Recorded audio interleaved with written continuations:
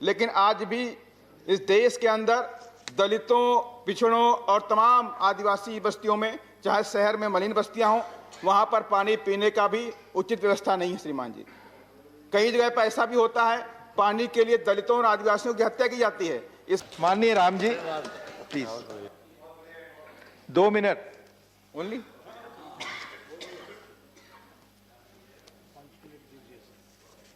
धन्यवाद माननीय उपसभापति महोदय। और साथ ही मैं आज देश में दलितों, पिछड़ों, शोषितों को जगाने वाले वामसेफ DS4 बहुजन समाज पार्टी के संस्थापक माननीय श्री कांशीराम साहब के जन्म दिवस पर उनको श्रद्धासुमन अर्पित करते हुए और अपनी पार्टी की मुखिया बहन कुमारी मायावती जी का आभार प्रकट करते हुए कि उन्होंने हमें इस मुद्दे पे बोलने के लिए अधिकृत किया है।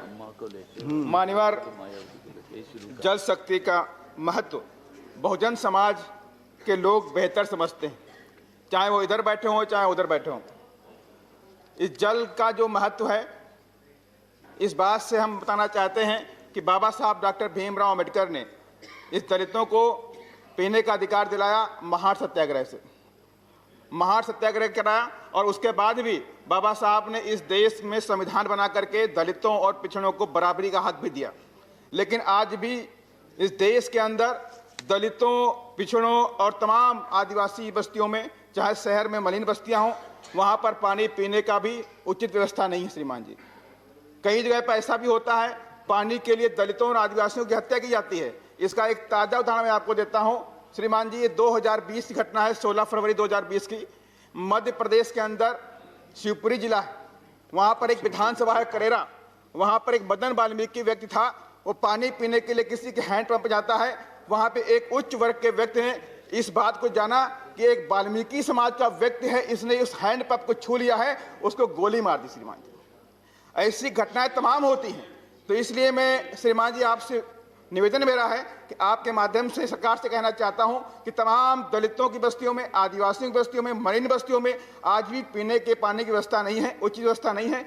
इस व्यवस्था को बनाया जाए। और इसके साथ साथ में तमाम, अभी एक और रिपोर्ट आई थी, 2016 की रिपोर्ट है, 12 फरवरी 2016 की है, कि मध्य प्रदेश के अंदर दलितों को 92% दलितों को स्कूल में पानी पीने का अधिकार नहीं है। नीमच हो, चाहे महाकौशल हो, चाहे बुंदेलखंड हो, ये भी इसको संज्ञान को लाया जाए सदन में।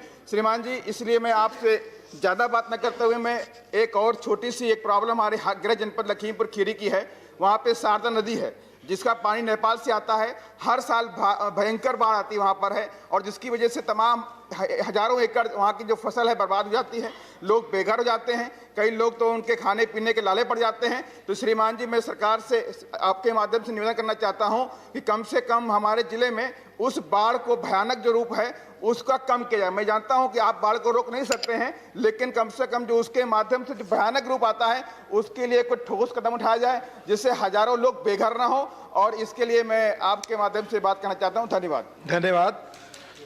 स्पेशल मेंशन माननीय प्रदीप टमटा जी।